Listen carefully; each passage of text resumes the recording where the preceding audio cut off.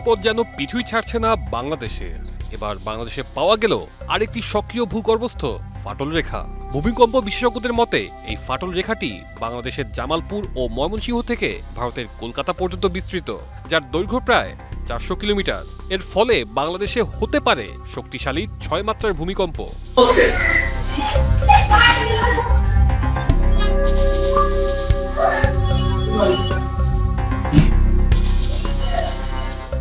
ভূমিকম্প বিশেষজ্ঞরা এতদিন দেশে দুটি প্রধান ফাটল রেখা থাকার কথা বলে আসছিলেন, তা হলো ডাউকি ফাটল রেখা এবং ইন্দো বার্মা মেগাথ্রাস। এর বাইরে সীতাকুণ্ডের উপকূলীয় ফাটল রেখা, মধুপুর, সাজিবাজার, জাফলং ও কুমিল্লা ফাটল রেখা রয়েছে।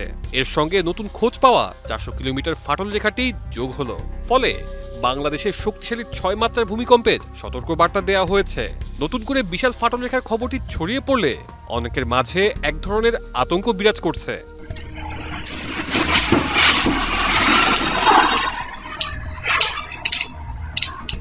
বাংলাদেশ ভূতাত্ত্বিক জরিপ অধিদপ্তরের উপপরিচালক আক্তারুল আহসানের নেতৃত্বে এক গবেষণায় নতুন খোঁজ পাওয়া ফাটল রেখা চিহ্নিত হয়েছে।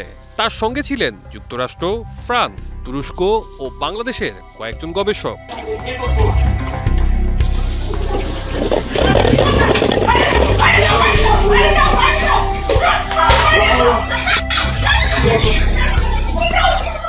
গবেষণায় বলা হচ্ছে, নতুন করে চিহ্নিত হওয়া ফাটল রেখার জন্ম 5 কোটি 7 লাখ বছর আগে।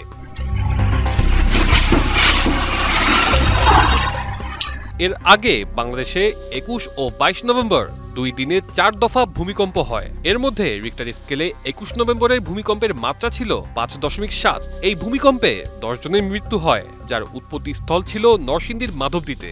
এর আগে বিগত কয়েক বছরে বেশ কয়েক দফা ভূমিকম্প হলেও এত মানুষের মৃত্যুর ঘটনা ঘটেনি। ভূমিকম্পে সৃষ্ট কম্পন মানুষের মধ্যে আতঙ্ক তৈরি করেছে।